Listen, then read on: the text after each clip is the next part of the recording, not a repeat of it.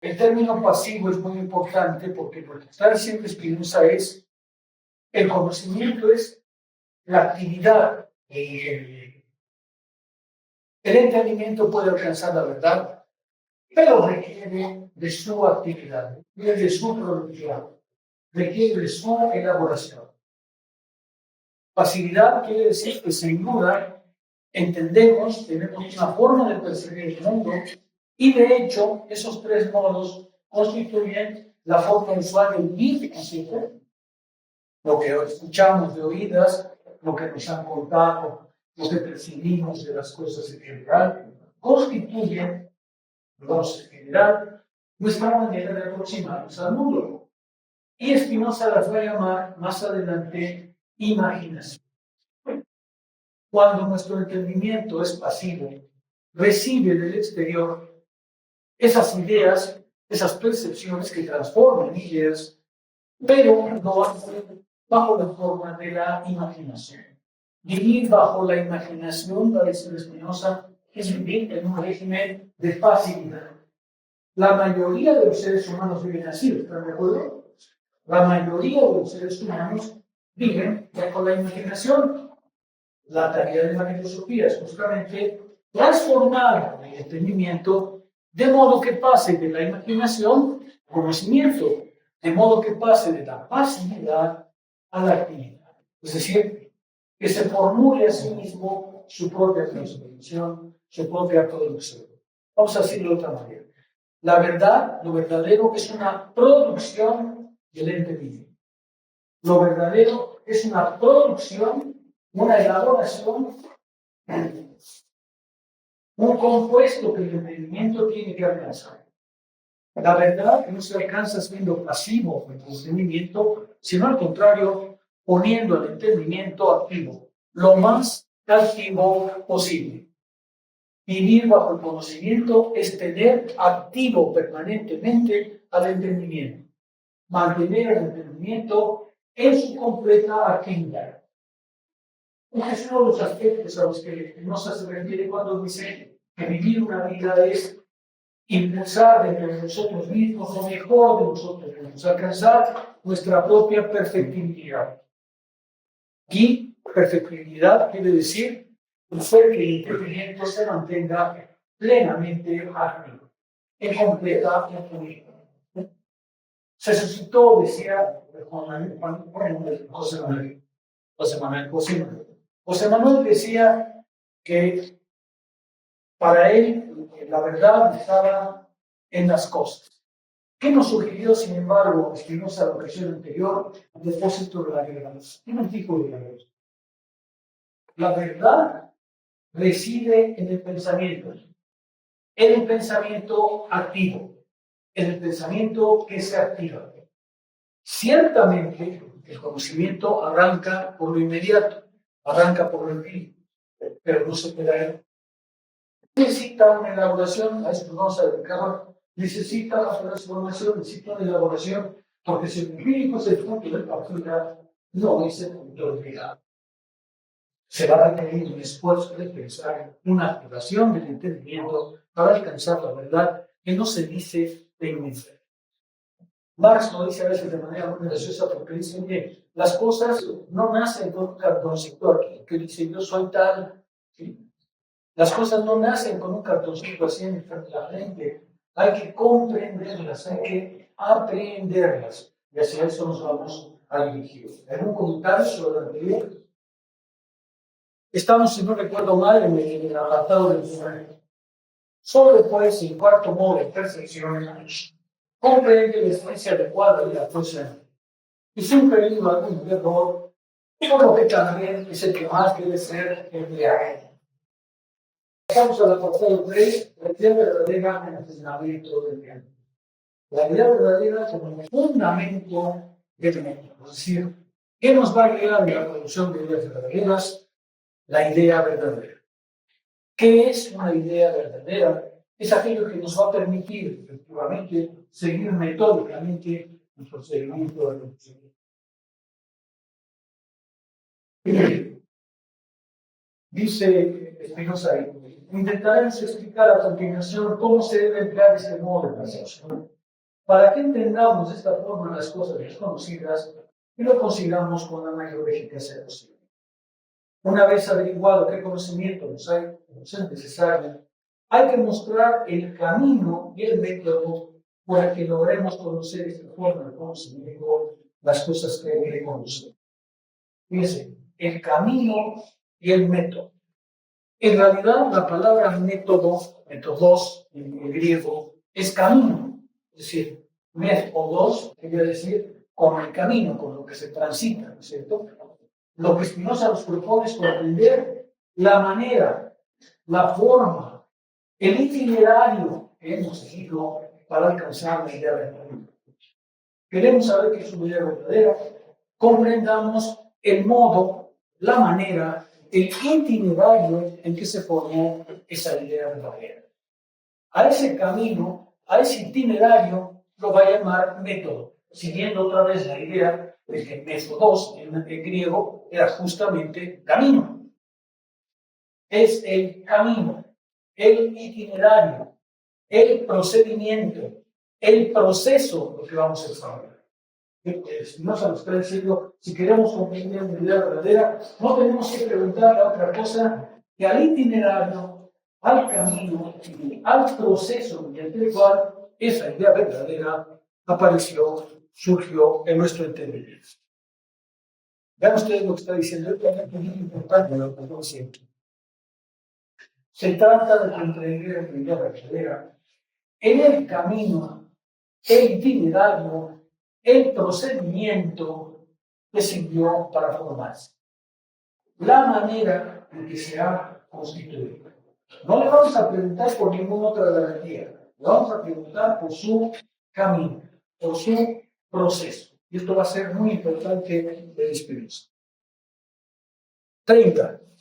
A cuyo fin, lo primero que hay que advertir es que no se producirá una búsqueda del infinito, es decir, que para hallar el mejor método de investigar la verdad, no se requiere otro método para investigar el método de investigación, y para investigar este segundo método no se requiere de un tercero, y así al infinito. Fíjense, Dios está rechazando ya un procedimiento. Dice, no vamos a buscar un método de investigar antes del método de investigar. No vamos a buscar una garantía de la verdad antes de la verdad. No vamos a buscar un procedimiento infalible antes de la idea verdadera, porque si buscamos un procedimiento así, nos vamos a regreso al infinito. Déjame decirlo de manera más interesante. Sí, ahora, los materiales que de una silla o recién o con el hueco si es necesario. Sí.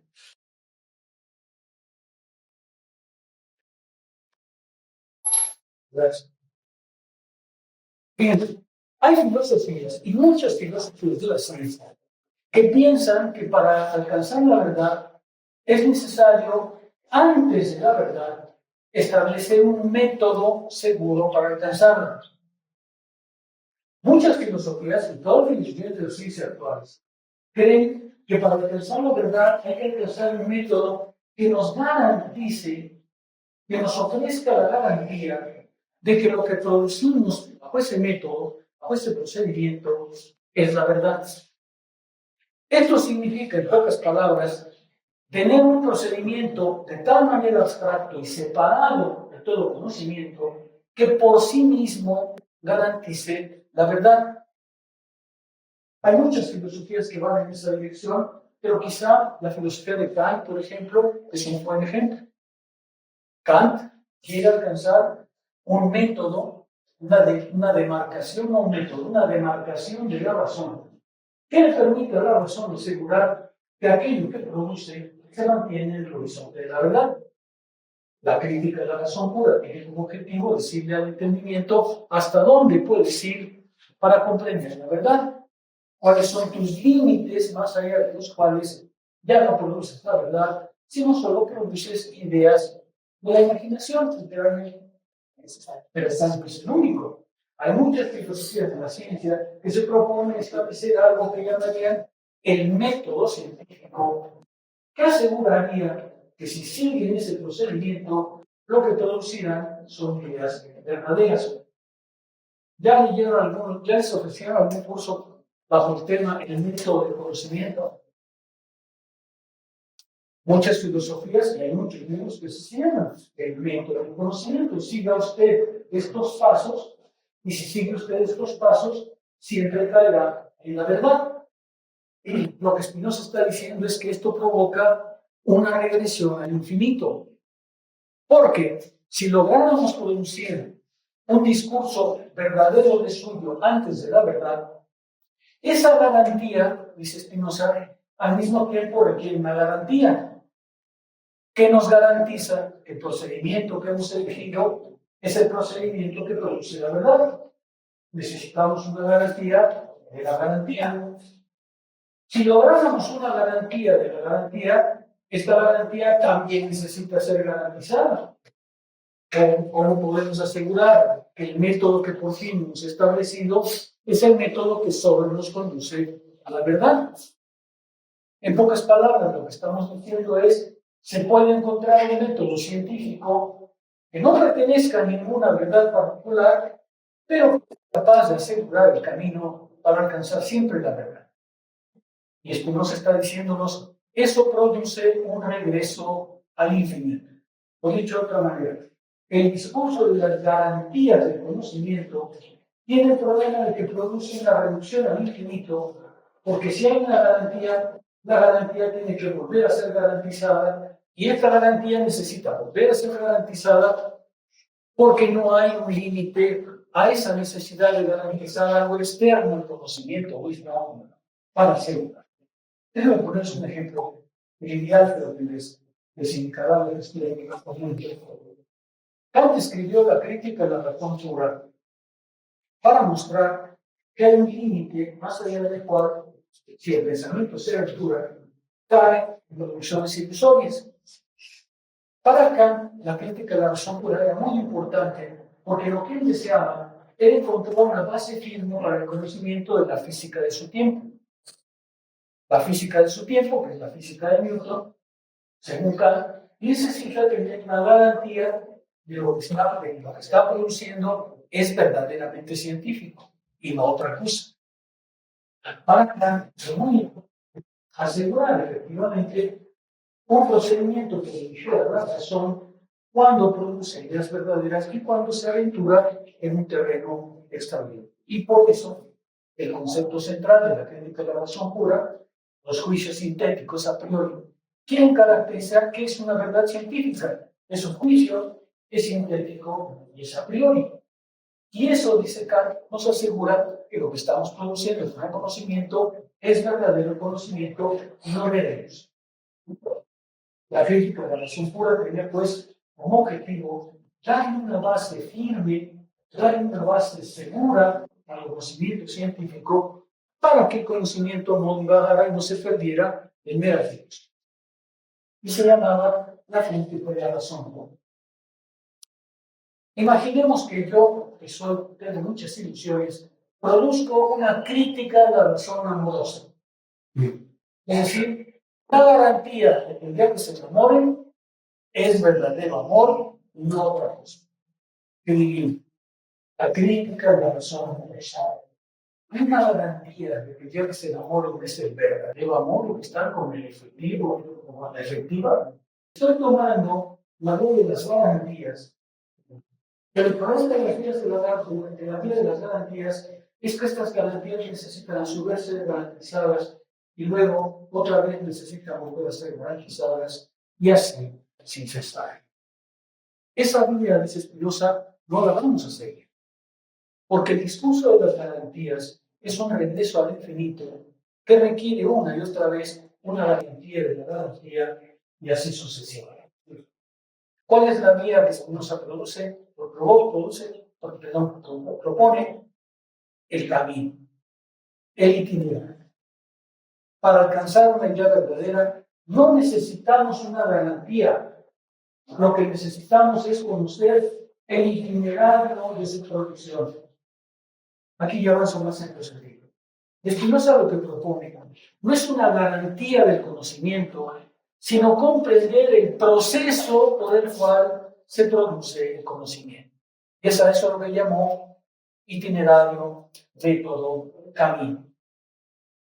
Spinoza cambia radicalmente el punto de vista de muchas filosofías de la ciencia, porque él considera que el conocimiento no se puede garantizar fuera del conocimiento mismo. El conocimiento solo se puede garantizar en el procedimiento por el cual el conocimiento mismo se alcanza. En lugar de un discurso de las garantías, lo que Spinoza propone es un discurso del itinerario de la producción de la verdad.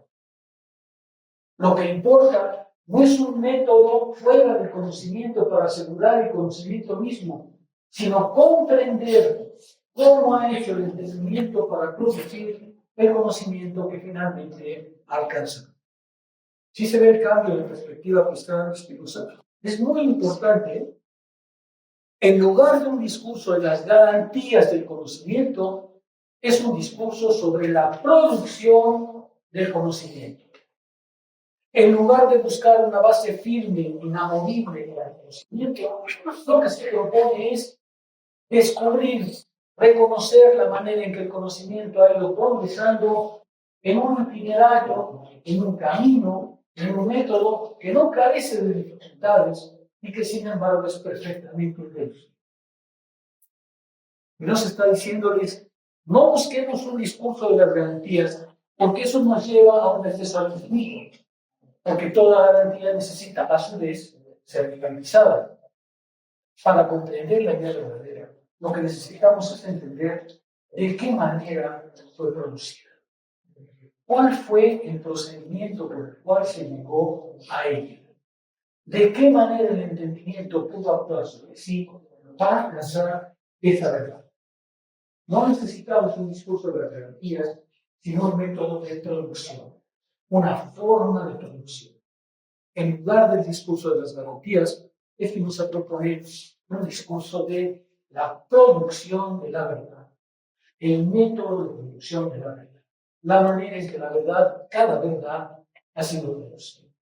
Déjenme volver atrás. ¿Han ustedes visto algún libro que se llama El método científico? Sí, seguro que todos han visto. ¿Qué es lo que propone ese libro? El libro propone un procedimiento, un recetario, una manera de hacer que, si se sigue, conduce al conocimiento, pues lo que es el método científico. Eso es lo que les propone, eso es lo que les ofrece. Él está diciendo, si siguen estos pasos correctamente, llegarán inevitablemente al conocimiento, porque este es el método que produce el camino a la verdad. Spinoza está negando esa posibilidad. Spinoza está diciendo, no existe un procedimiento único, universal, general, que pueda servir para cualquier objeto en cualquier momento dado. No existe un procedimiento así, porque ese método, si alcanzara una garantía, necesitaba garantizar su garantía. Y esta segunda garantía necesitaba otra vez ser garantizada en lo que Spinoza ha llamado correctamente un retorno al infinito. ¿Qué otra vía nos queda entonces? La vía de comprender que la verdad se ha producido y que para saber qué es la verdad hay que comprender el procedimiento, la producción misma de la verdad. La manera en que la verdad ha sido alcanzada, elaborada y autojustificada en el conocimiento. En lugar de un discurso de garantías, un discurso de la producción de ideas verdaderas. Esto es lo que Spinoza les está proponiendo. Comprender cómo se alcanzó una idea verdadera. Cómo surgió en el entendimiento una elaboración tal que se alcanzó la idea verdadera. Porque ya sabemos que la idea verdadera es un producto del entendimiento. Y basta, dice Spinoza, comprender cómo funciona el entendimiento para alcanzar esa idea de lo que es una idea verdadera. La idea verdadera existe, pero no le vamos a buscar garantías adicionales a eso, sino le vamos a buscar la base que la sustenta en su acto de producción. Déjenme decirlo de otra manera. Para Spinoza, no es posible un discurso de conocimiento antes del conocer. Hegel, que sigue esta línea de pensamiento, tiene en la fenomenología un ejemplo muy bonito, porque dice, mire, es como ese monjecito que nunca quería echarse a nadar antes de aprender. Él quería aprender a nadar para entonces echarse a nadar. ¿Qué diría? ¿Sabe usted nadar? Sí. ¿Tuvieron un curso de aprender a nadar antes de echarse al agua? No. ¿Por qué nadar como conocer es echarse al agua? Claro que podemos conocer, pero en el acto de producir conocimiento, exactamente igual que no podemos aprender a nadar antes de echarnos al agua. El discurso de las garantías quiere decirles, antes de echarse al agua, aprende a nadar.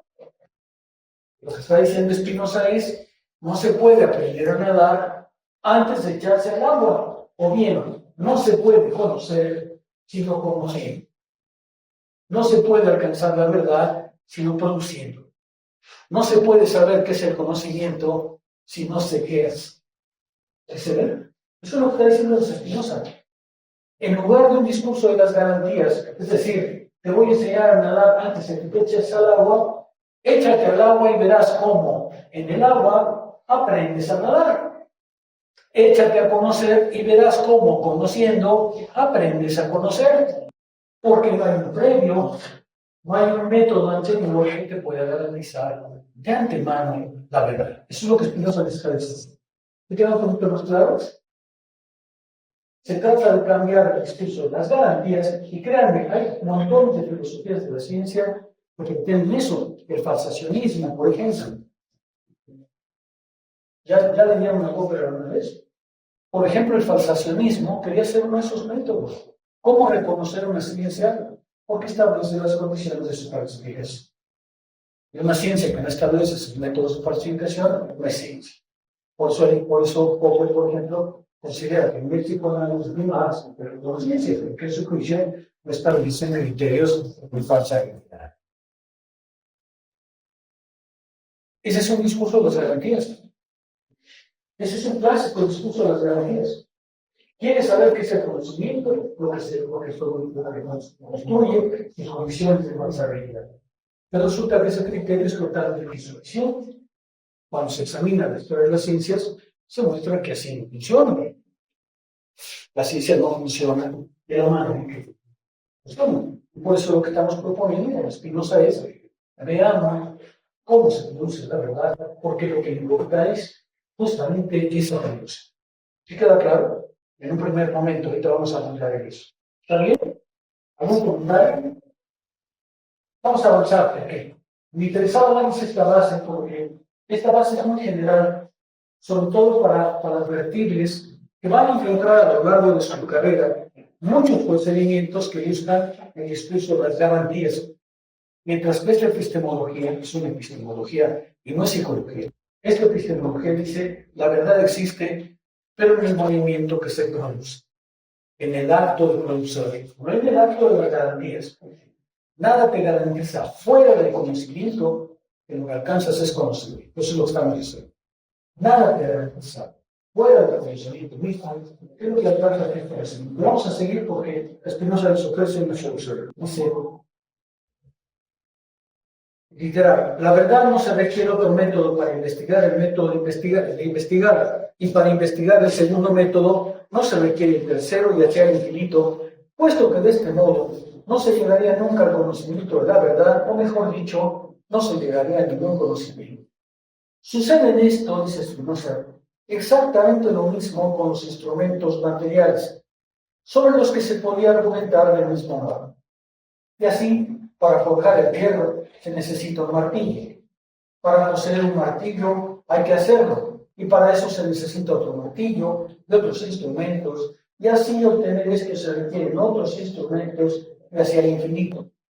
En vano se esforzará nadie en probarle tu modo Los hombres no pueden, no tienen poder alguno para forjar el hierro. Dices, no, es que con la verdad, ¿cuántos materiales son? Para tener un martillo, pues hay que usar un martillo para un martillo. Resultado, nunca vamos a tener un martillo, porque ¿cómo vamos a tener un martillo antes de hacer el martillo? Sucede, dice él, lo mismo que sucede con los actos materiales. Un material, como se lo que nos enfrentamos todo el tiempo. Déjenme ponerse el ejemplo que normalmente el estudio de la pareja. Miren, imagínense ustedes que estamos en un periodo, ellos gusta el paleolítico superior. No tenemos herramientas, sí nos relacionamos con el mundo, pero todavía estamos peleando respecto al mundo. Tenemos que resolver nuestras carencias, somos seres humanos y tenemos hambre, y tenemos sed, y tenemos frío, y tenemos que resolver esas carencias. Pero no han escrito el método científico. ¿Cómo le hacemos? Pues le hacemos como Spinoza dice que le hacemos siempre. Imaginémonos pues en esa situación. No tenemos instrumentos, no tenemos nada más que nuestras carencias. Y entonces aquí tenemos un coquito. Y tenemos sed. ¿Qué hacemos? Si hubieran sido por la humanidad, si hubieran ustedes sido los primeros hombres de la humanidad, ¿no existiría la humanidad? Tenemos un coquito y oímos que tiene algo. ¿Qué hacemos?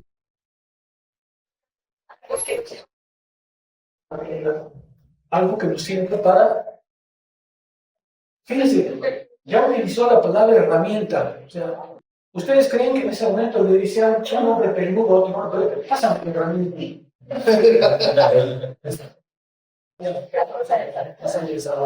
Y pues, ¿qué usamos?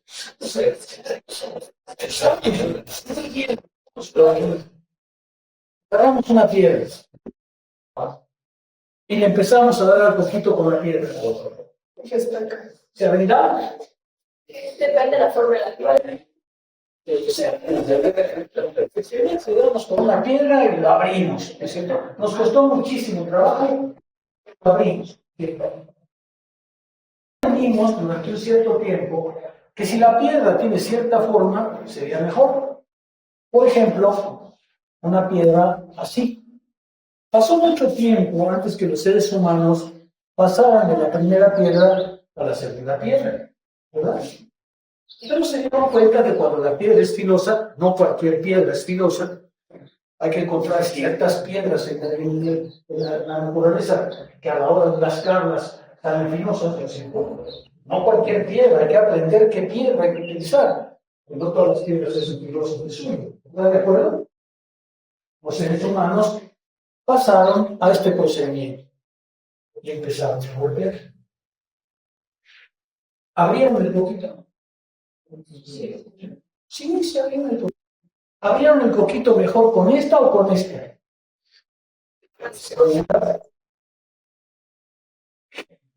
Luego, mucho tiempo después, alguien se dio cuenta que si a esta piedra le ponía un palito, abría el coquito con más fuerza.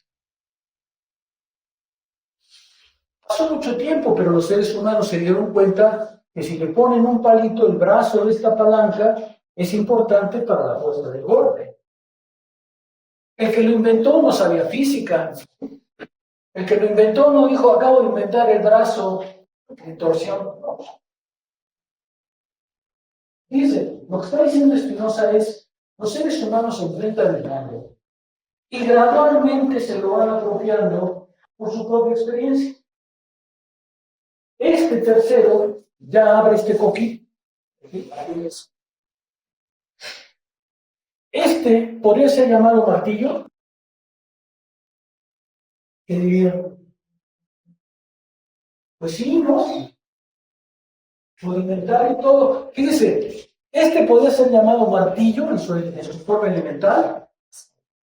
Pues, ¿por qué no?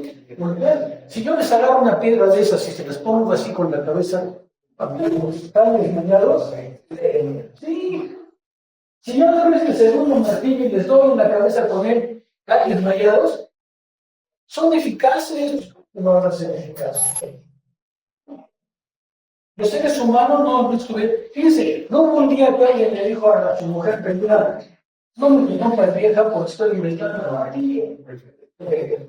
No, pues eso no es cierto. Nadie le dijo a su vieja, espérame, no me interrumpas. Estoy inventando el martillo. Los seres humanos no son así. Agarran una primera piedra que sirve para martillar. Mejoran esta segunda piedra que sirve para martillar. Alcanzan una tercera forma que sirve para martillar y luego, tiempo después, se dieron cuenta que en lugar de la piedra podían poner un metal. Ahí tenemos el martillo. Este cuarto martillo es más eficaz que el tercer martillo. Es más eficaz que el segundo martillo. Es más eficaz que el primer martillo. Ahora estamos llegando al concepto del martillo. Los seres humanos no nacieron con el concepto del martillo en la cabeza. Lo fueron elaborando a medida de su experiencia. Finalmente alcanzaron el concepto del martillo y no han cesado de transformarlo. ¿Cuántas especies de martillo creen que hay en este momento? Miles. Miles. Los seres humanos no nacieron con el concepto de martillo, ni leyeron el método científico antes de abrir coquitos. Empezaron a abrir coquitos y utilizaron en un primer momento las armas que tenían para abrir coquitos. Y no han cesado de abrir coquitos con las armas que tienen, pero han creado gradualmente los medios de una aproximación cada vez más eficaz del mundo. El método de los coquitos les permite ver lo que nos está diciendo. ¿Este es un martillo de verdad? ¿Qué dirían? Sí. ¿Este en su momento fue un martillo de verdad? ¿Este en su momento fue un martillo de verdad?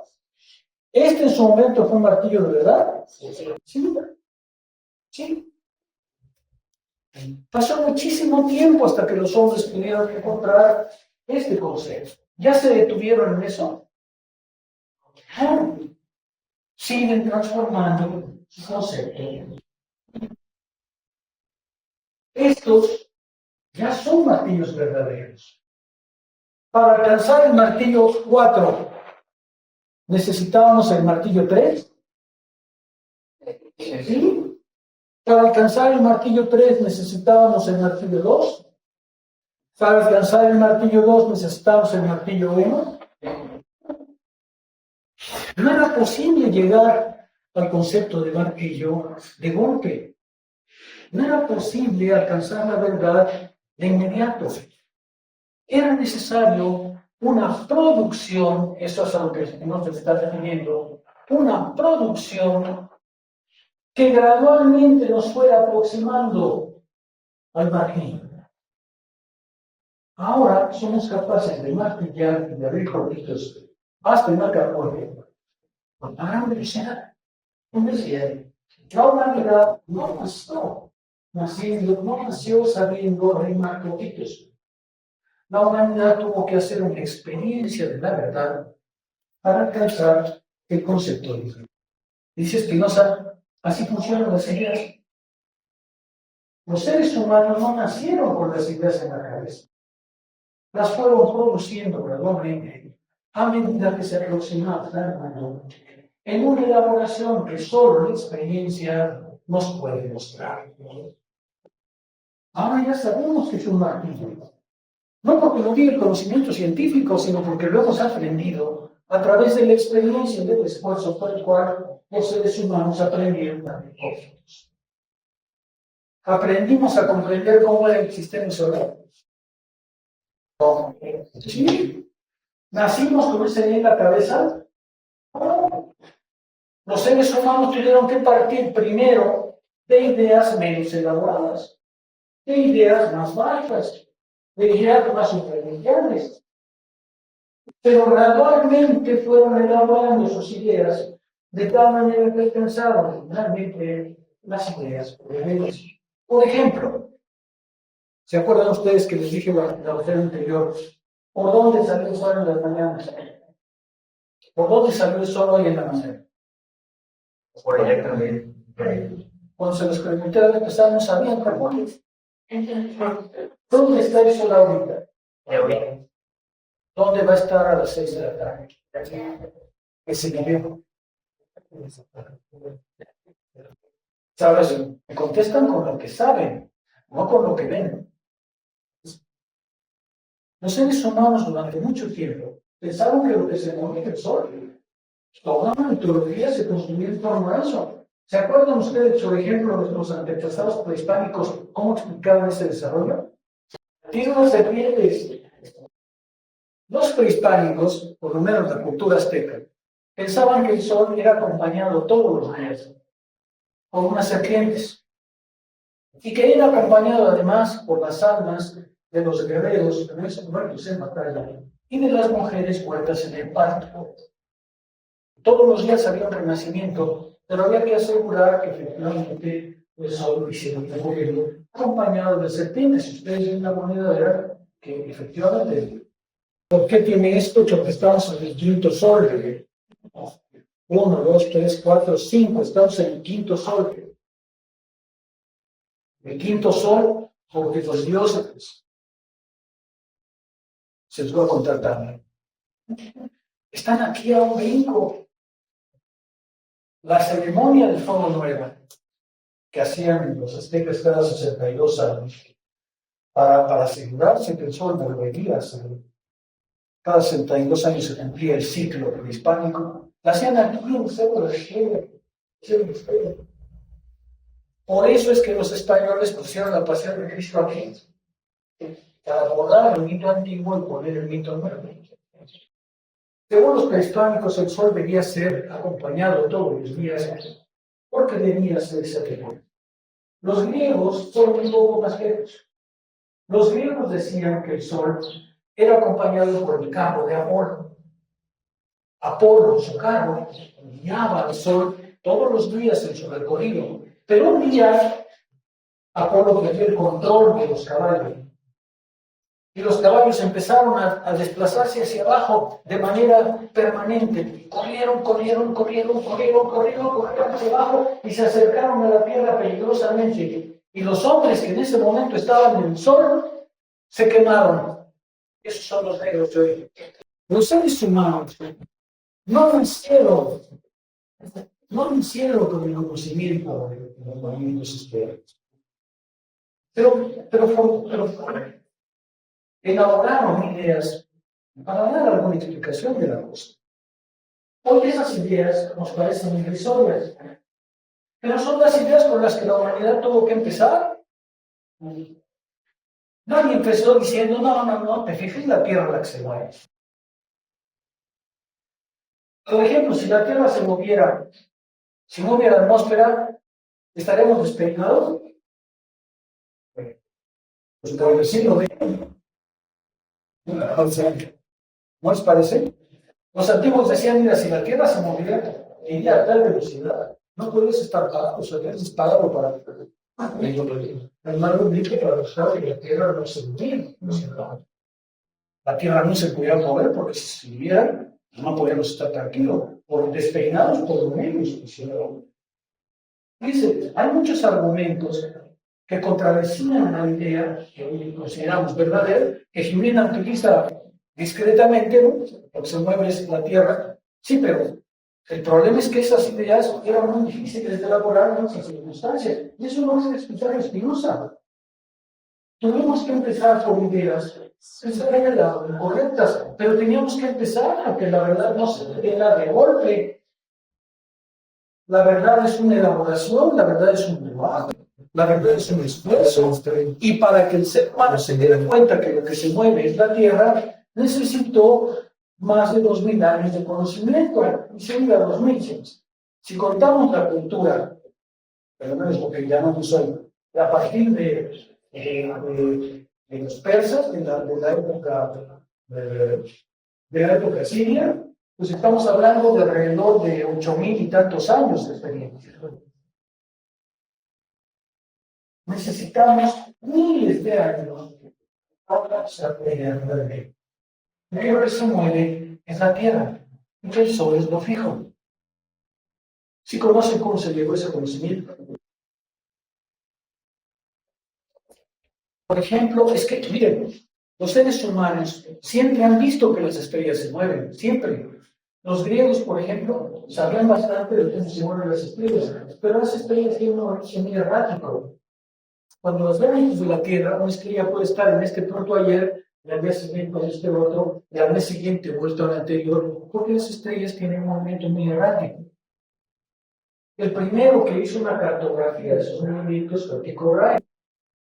Tycho Brahe, un gran astrónomo, lo que se dio cuenta es que el movimiento de las estrellas era errático, pero también constante, es decir, sucedía regularmente. Cuando Kepler empezó a darse cuenta de ese movimiento errático, se dio cuenta que no podía resolverse con la figura geométrica del círculo, sino se resolvía con la figura geométrica de la elipse. Y fue Kepler el que dijo: el movimiento está guiado no por círculos, como pensaba Aristóteles, como pensaba toda la antigüedad, sino por elipses. Y luego vino Copérnico y nos dijo, para poder explicar ese movimiento elíptico y que coincide el movimiento estelar, pues hay que colocar al Sol en el centro y a la Tierra como móvil. Así se llegó al conocimiento. Vean ustedes, no se está diciendo exactamente igual que conocimos el martillo.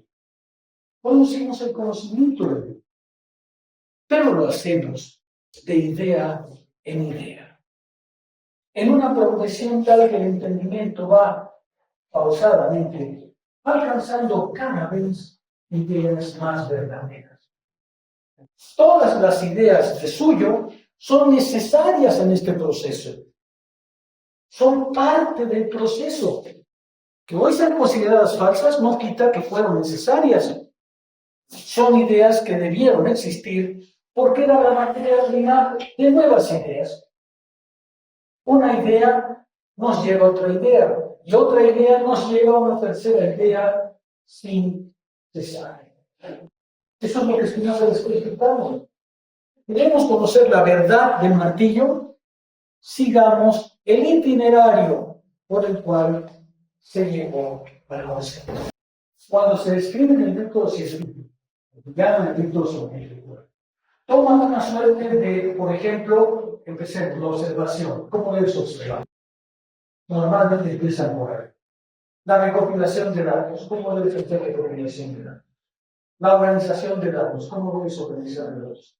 Cada uno de esos momentos es tomado de algún conocimiento particular y puesto como si fuera universalizarlo. Este procedimiento, lo que está diciendo es, para llegar a la idea verdadera, no hay un procedimiento universalizable. Lo que hay es una serie de ideas que, concatenándose, van produciendo la verdad. Tú no puedes agarrar y decir: mira, primer paso, tome usted una piedra redonda y rompa el coquito. Segundo paso, saque de filo a la piedra y entonces romperá el coquito. Tercer paso, decir que sí. Ese método en realidad lo que hace es tomar procedimientos de diferentes lugares y ensamblarlos en lo que considera ser una idea única. Cuando la vía de la verdad es esta vía de la verdad y no ningún conocimiento previo ni exterior. Que es un poco la pregunta que todos nos hacías. Método científico, tal como te lo venden, no es el método de un objeto, es un método que asocia diferentes fracciones del conocimiento, llamado conocimiento, y las pone juntos diciéndote que esa sí es la verdad, cuando en realidad la verdad es este recorrido, se lo explico. Galileo tuvo que necesitar a Kepler. Kepler tuvo que necesitar a Tycho Brahe. Tycho Brahe tuvo que conocer la astronomía babilónica. Los astrónomos griegos tuvieron que conocer ese movimiento estelar. Cuando uno examina la historia del conocimiento, lo que ve efectivamente es un proceso por el cual las ideas van produciendo nuevas ideas sin cesar. Esa es la producción de fuego. Ya terminamos ese proceso. No. Hoy hay martillos hidráulicos, hoy hay martillos de toda clase. ¿Ya terminó la historia del martillo? No. ¿Por qué? Porque la verdad no cesa de producirse. Porque una idea verdadera conduce a otra idea verdadera, y esa idea verdadera conduce a otra idea verdadera, y así sucesivamente. No se está diciendo, sigue que alcanzamos la verdad, por el proceso que lo alcanzamos. Pero ¿qué hace falta para alcanzar esto? Toda la historia de la química. Claro. ¿O no? Claro. ¿Ustedes creen que el hidrógeno así nomás conocen la historia de esto? Eso es algo interesante. Es un químico inglés el que en el siglo XIX llegó a esa composición. Miren, es tan contradictoria con el sentido común que el líquido, que es el agua, está compuesto de dos gases. El hidrógeno y el oxígeno son gases cuya composición molecular produce agua. Díganme ustedes si eso sale del limpiado. ¿Cómo llegamos a esto? A ver, ¿ustedes creen que los hombres nacieron con el conocimiento de la química ya aquí en la frente? Antes que eso había alquimistas, ¿de acuerdo?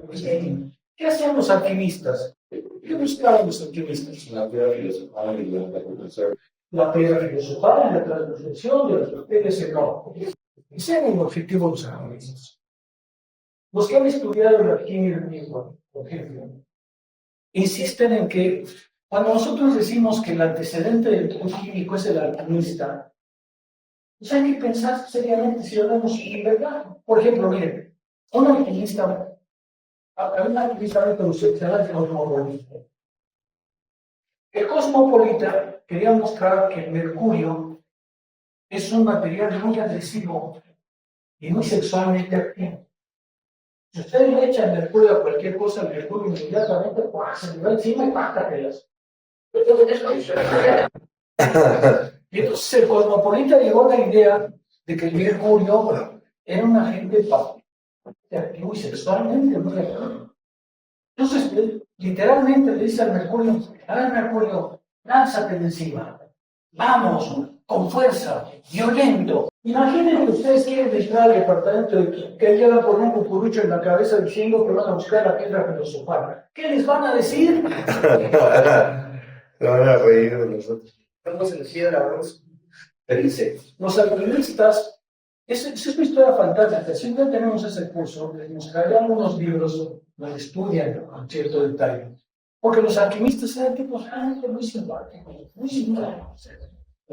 Por ejemplo, creían que entre más palabras cariñosas había en un metal, no se comportaría.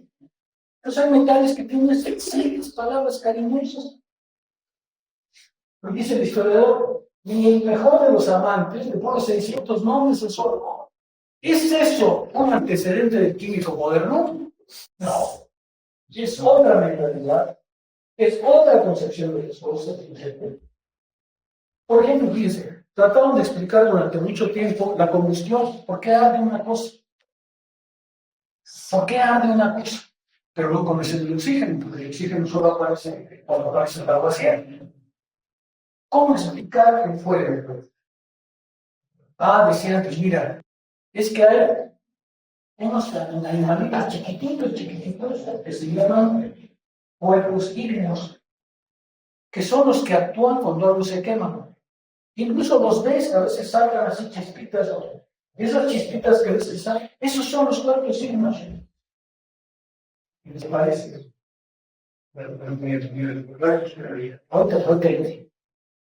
Inventaron algo que se llamaba flogisto. Y decían que el flogisto era el material por el cual un objeto se quemaba, de manera que si un objeto no tenía flogisto, no ardía. El primer flogisto duró 600 años o más. Por supuesto que el flogisto no existe, existe el oxígeno. Y cuando apareció el oxígeno en la tabla periódica de elementos, todo ese saber que teníamos desapareció. Ya no es necesario. Los seres humanos ante el mundo no se quedan pasmados y pasmados. Ellos actúan, le quieren dar sentido a las cosas, producen ideas. Solamente, dice Spinoza, el desarrollo de las ideas no se acerca gradualmente a la verdad sin ninguna guía externa. Es de idea en idea como alcanzamos la verdad. Es gradualmente a través del aprendizaje del entendimiento como alcanzamos la verdad. La verdad no nos la dicen las cosas. La verdad es el esfuerzo del entendimiento por crear el concepto para relacionarse con la fuerza. Nadie inventó el martillo. El martillo se inventó en un proceso incesante de aprendizaje por el cual los seres humanos se acercaron al mundo. Nadie nació con el conocimiento de la tabla química de elementos. Fue necesario un larguísimo aprendizaje para poder alcanzar lo que hoy sabemos. Lo que hoy sabemos es nuestra verdad, la única verdad. Muy bien. ¿No? La verdad no ha cesado. Y no va a cesar porque es producción del entendimiento y superentendimiento. Volvamos atrás. Spinoza les dijo hace el parágrafo anterior, vamos a buscar la verdad en su método, en su camino, en su itinerario. Itinerario quiere decir justamente que entre estos momentos hay una relación de necesidad. Por eso les pregunté si para la piedra, para el martillo 4 necesitamos el martillo 3, necesitamos el martillo 2, necesitamos el martillo 1. ¿Sí? En este itinerario hay un procedimiento necesario en un sentido de que cualquier momento requiere el momento anterior. Y el momento anterior requiere el momento anterior. Y el momento anterior requiere al momento anterior. Pero este itinerario es único para este proceso. Las dificultades para pasar de uno a otro son estas dificultades y no otras. ¿Me explico? Justamente lo que está diciendo este itinerario es, entre todos esos momentos hay una necesidad. Uno puede llegar al momento 3 sin haber pasado por el momento 2. Uno puede llegar al momento 2 sin pasar por el momento 1. Hay un vínculo necesario. Y eso es lo que se llama itinerario. Pero las dificultades que encuentras en cada momento son particulares a ese momento. Tú no puedes agarrar y decir, voy a escribir una teoría de lo que es el error posible que se aplique a cualquier cosa. No, aquí el problema es que para pasar de un momento a otro, necesitas justamente este vínculo. ¿Sí me explico? El método existe, pero no es algo que puedas sacar del procedimiento y aplicarlo a otra cosa.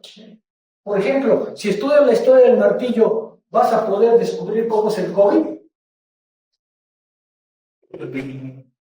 No, porque las dificultades cuando empiezas a pensar algo son las dificultades inherentes a ese camino, a ese procedimiento.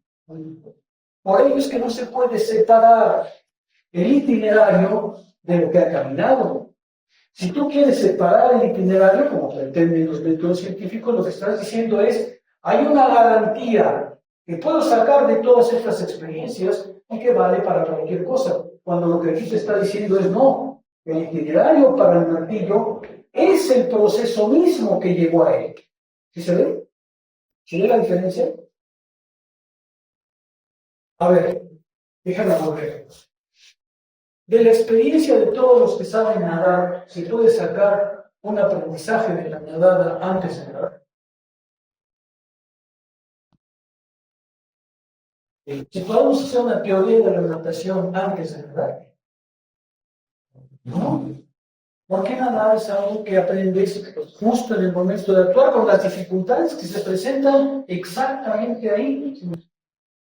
Y no son aplicables a ningún otro procedimiento, porque cada uno va siguiendo justamente el itinerario de su propia necesidad. Entonces, para comprender el movimiento estelar, ¿tú ves que se puede transponer, por ejemplo, a la biología?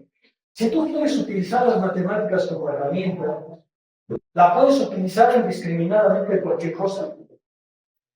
Por ejemplo, un físico utiliza matemáticas, exactamente igual que las matemáticas. Si las matemáticas te sirven, es porque eres capaz de ajustarlas al problema específico que tienes.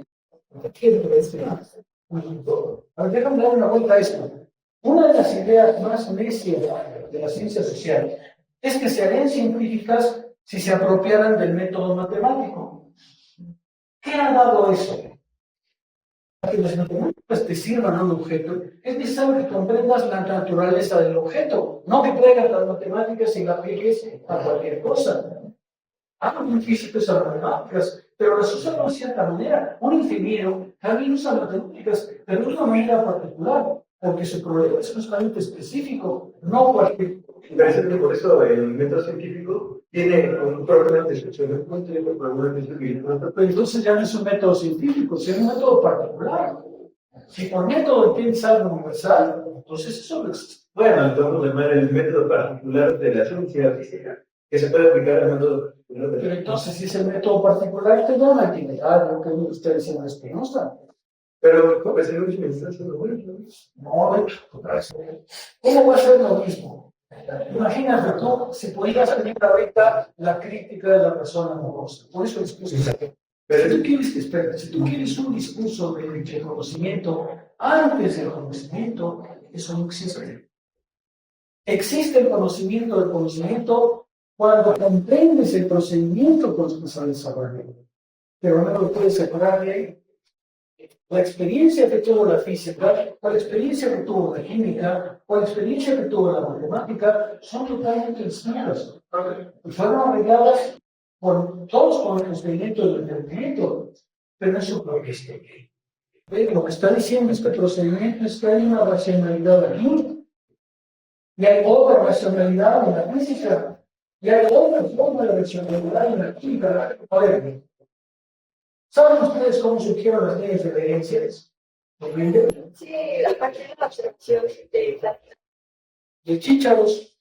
De chícharos. A ver, el problema es que ustedes no están viendo lo que es fundamental. El conocimiento existe, pero tiene historia. Está vinculado justamente a la historia. Y cada ciencia tiene una historia particular, irrepetible e intraducible. Irrepetible e intraducible, porque justamente cada ciencia tiene que producir su propia verdad y su propio desarrollo. Vamos a llevar las cosas más allá. Mario Bunge es uno de estos autores que cree que existe el método científico.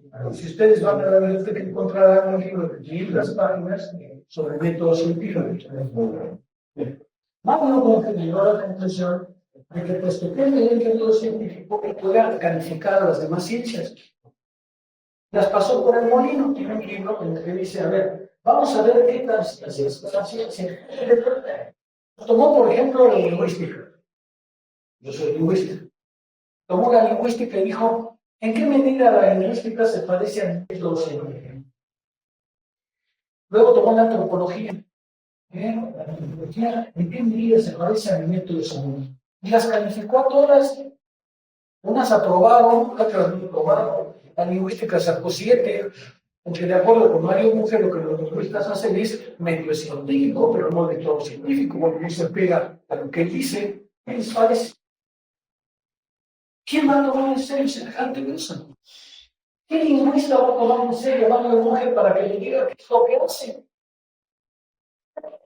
Así, nada, no. ¿Por qué? Pues porque cada científico sabe que el problema que enfrenta es su problema. Y el filósofo no se lo va a resolver desde acá. ¿Me explico?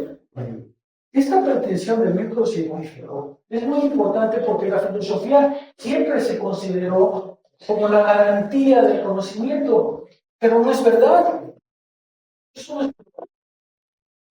Si un físico se acerca ahorita para decirle, Sergio, resuelve este problema de cálculo, ¿qué voy a hacer? Le voy a decir, ya Mario Bunge, cada conocimiento exige la producción de su propia verdad. Y cada ciencia debe tener su propia historia para poder encontrar su verdad. Cada una de ellas. La historia de la física no es la historia de la química, la historia de la química no es la historia de la biología. ¿Por qué? Pues porque cada una tenía un tubo que hacer este itinerario. ¿Sí me explico? Y este racional es perfectamente racional. Esto es lo racional, es más. Este es el procedimiento por el que la razón se va formando. Fíjate, es una conclusión muy importante de Spinoza. Tú no naciste con la razón. La razón se va formando, la razón se va elaborando, la razón se va conociendo. Yo veo que yo hace todos los días, tengo el hábito de creer que esa es la causalidad y tal. Es totalmente distinto. Totalmente distinto. Aquí se está diciendo algo que es muchísimo más potente. Te están diciendo, eres un hombre pensante, ¿no?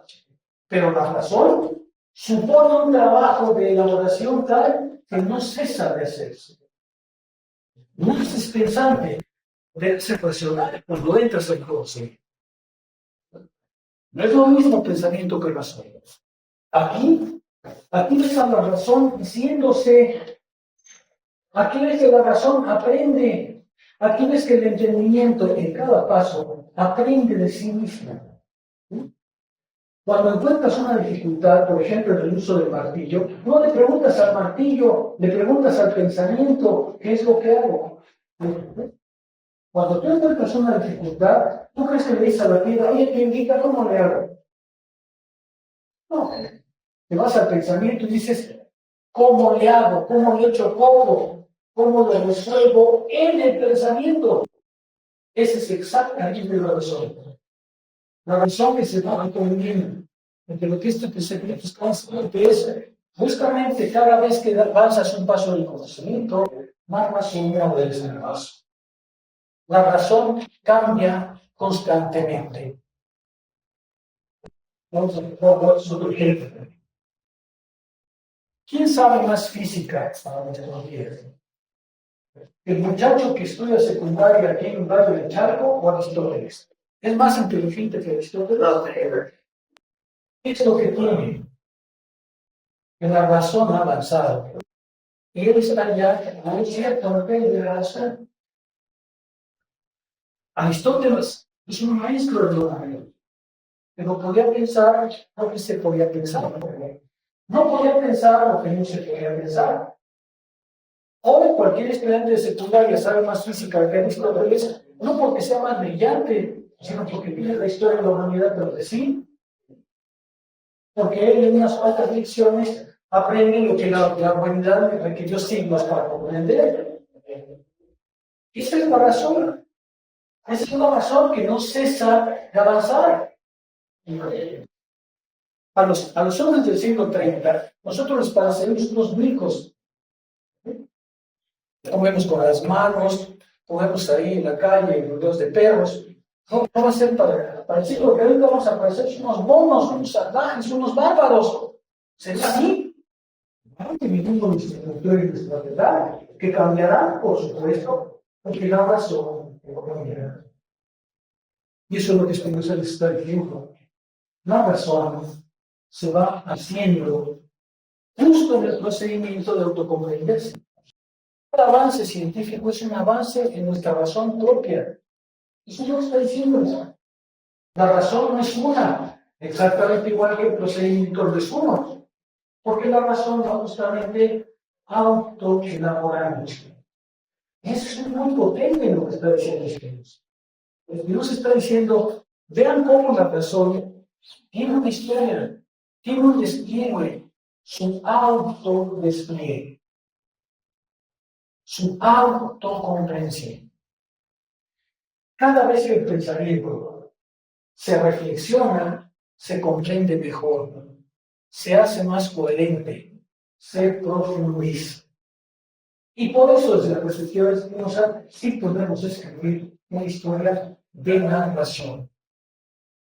No solo una historia de conocimiento, una historia de la razón. ¿Sí se alcanza a ver qué quiero puedo decir? Fíjense, Spinoza con ese ligero cambio que decíamos, no es un discurso de las garantías, es un discurso del proceso de producción. Y lo que está diciendo es, el entendimiento en su acción se produce a sí mismo, se profundiza a sí mismo. se comprende a sí mismo cada vez mejor. Y cada vez que alcanza una verdad, la razón cambia. Y cada vez que pasa de esa verdad a otra verdad, la razón cambia. Porque la razón no cesa de cambiar en su propia autocomprensión. Déjenme volver a ver. El libro se llama el Tratado de la Reforma del Entendimiento. ¿Por qué? Porque lo que importa es comprender cómo tiene que el entendimiento actuar sobre sí, cómo tiene que comprenderse a sí mismo para poder entender su propio progresar. ¿Cómo puede comprenderse a sí mismo tomándose como objeto de reflexión para saberse a sí mismo, para ser más consciente de sí, para alcanzar mayor coherencia en sí mismo? Eso es lo que Spinoza está diciendo. Esta clase debe transformarles justamente el pensamiento. No debe agregarles a lo que quieren saber, sino modificar lo que quieren saber. ¿Por qué? Porque justamente es todo el pensamiento como problema, no como dato, sino como problema. Dirán ustedes cómo hace su creación. No son cuestiones que estoy diciendo, ¿verdad? Es una epistemología. Es una epistemología. Es una epistemología, por supuesto, pero es una epistemología con un fuerte tinte histórico. No es epistemología otra vez en el sentido de que puedo alcanzar una verdad única, una verdad que valdría para todos, verdad que sería aplicable de manera indistinta. Eso no. Otra vez, esos son los discursos de las garantías. El discurso de las garantías es por los que no muestran el conocimiento de su progreso. Es un criterio totalmente válido porque si tú pones, por ejemplo, un brazo aquí más grande, pues entonces martilla mejor. Son criterios absolutamente interiores al procedimiento. Existen, pero dentro del procedimiento, ¿por qué quieres que haya criterios externos? A ver, fíjense, déjenme terminar con eso. Es que Spinoza está atentando con algo que es muy importante. Los filósofos siempre se han creído poseedores de la verdad y susceptibles de dictarle la verdad a los demás. Se llama epistemología o se llama teoría del conocimiento. Y Spinoza les está diciendo, no es cierto. Ese narcisismo de la filosofía es falso. La verdad existe, pero al interior de cada discurso científico, y no es el filósofo el que lo tiene. El filósofo puede contribuir a eso, pero no puede dictarle la razón a los demás. Ese sí es un golpe filosófico muy fuerte. Ahí sí acepto que el narcisismo de algunos, incluso les estoy diciendo, sé más modesto, solo eres filósofo. No eres el equivalente al mejor físico, del mejor biólogo. Puedes contribuir con la ciencia, pero no porque tengas una verdad propia, sino porque eres capaz de construir. ¿Cómo cada uno ha podido introducir la verdad? Por supuesto que la filosofía dejó el tribunal que muchas veces ha querido preparar. Quiero decir, pues desde aquí yo les digo que es la verdad y ustedes la tratan de imitar. Pero eso estas filosofías no vale. El compañero decía, ¿dónde está la realidad? Pues aquí la tienes, como poquito. ¿Ah? Cada vez que haces un mejor martillo, tienes más realidad, actúas mejor sobre la realidad. ¿Eso es solo utilidad? No, porque el problema sigue siendo el concepto del martillo. Si a alguien se le ocurre poner en lugar de acero aquí una cosa de plastilina, ¿qué va a pasar? No va a subir su función. Ahí tienes el criterio al interior. No te lo dijo el poquito, te lo dijo el martillo. Otra vez, estos son problemas para el pensamiento. No son problemas solamente voluntarios, son problemas que el pensamiento tiene que resolver. Son problemas para el pensamiento. Y ese es el criterio al interior del pensamiento. Claro que existe la verdad en esta relación. ¿Cómo la sabes? Dentro de ella. Tú no le puedes dictar al martillo una especie de criterio externo que le vendría a decir cómo debe ser el martillo. Es solo parte del proceso de apropiación. La utilidad, es decir, el acto práctico, a ver, déjame decirte de manera más abstracta. Cuando tú piensas algo e intentas resolverlo, la apropiación de ese algo forma parte del problema, pero forma parte del problema en tanto que el problema pensado. Forma parte, claro, forma parte en tanto que reflexionas sobre el problema. A ver, volvamos atrás. Supongamos que quieres colgar el cuadro de tu artista favorito en tu escuela. Y es un cuadro. ¿Quién sería tu artista favorito? Taylor Swift. Taylor Swift, no. Una cosa de este tamaño. Y vas con el pasto, vas a la zapatería. Por favor, denme una tachuela. ¿Será suficiente? Si compras un clavo de un cierto tamaño y no funciona, ¿a quién le preguntas? ¿Al clavo o al pensamiento? Pues al pensamiento va a decir, tiene un clavo más grande. El clavo no te dijo ni tío. El pensamiento te dijo, mira, ve otro clavo más grande. Ese clavo tampoco funciona. ¿A quién le preguntas? ¿Al clavo? Al pensamiento. ¿Sabes qué? Échale coco. ¿Tú crees que el ferretero te va a decir, pues mire, lleves estos 15 clavos y pruébele? Tú le dices a tu pensamiento, ¿cómo le hago para que eso resista? No le preguntas a clavo ni a la pared. Pues eso es exactamente lo que haces en el conocimiento. El criterio de verdad es la congruencia que tu pensamiento tiene con tu acción. La congruencia de tu pensamiento con tu acción. No la utilidad, la congruencia que el pensamiento logra en sus acciones para pasar a la orden. Ahí está aplicable. Bueno, si quieres que la verdad sea útil de un modo práctico, tiene que ser así. ¿Cuántas cosas hoy sabemos que son verdad y que no las podemos aplicar y que no las podemos hacer? ¿Tú has visto orina útil? ¿Y cómo sabemos que existen? Por ejemplo, Hay que entender algo de física y de cosmología. Y sabemos que existe porque si no, no resolvemos una serie de preguntas que tienen que ver con el movimiento estelar. ¿Alguien ha visto un agujero negro? ¿Cómo sabemos que existe? Sabemos que existe. Sabemos que existe, sabemos encontrarlos, sabemos su definición. ¿Cómo sabemos si cuál es tu utilidad ahí? El pensamiento que te dijo, mira, ciertos problemas de la física solo se resuelven si planteas la existencia de tal cosa. Luego, cuando la razón funcionó, entonces le dice a los ojos, ahora mira para allá. No mires a los ojos, tú no vas al mundo a mirar todo para ver dónde está la verdad. Tú te echas tiempo para luego ver el mundo en su verdad. Tú no vas al mundo tentativo para encontrar una mercancía. Pero no tienes que saber la política para saber qué es una mercancía. La torta de aquí enfrente es una mercancía. ¿Es que lo dice? no. Si agarras una torta, tú serás mercancía. Para que tú sepas que una torta es una mercancía, necesitas el concepto de mercancía. Porque la torta no te lo va a decir. No todas las tortas son mercancía. La torta que tú haces en tu casa, cuando llegues a hacer más tarde, no es mercancía. Para que una torta sea mercancía, hace falta ciertas condiciones sociales.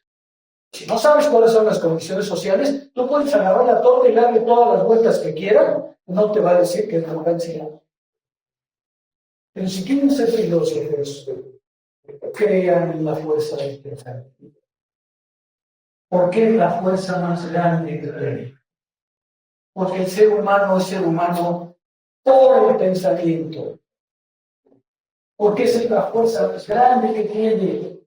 Porque eso es lo que ha hecho el mundo como es.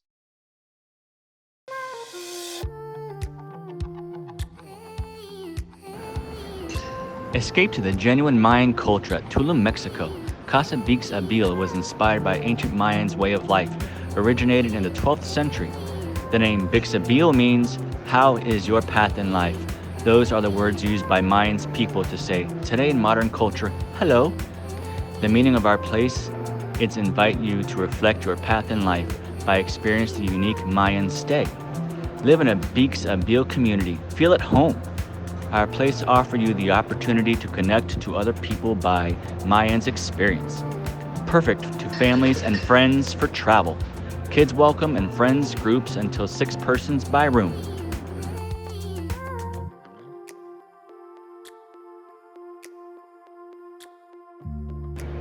Enjoy our common amenities: community kitchen, breakfast area, rooftop bar, co-working area, restroom, free bikes, and a wonderful pool.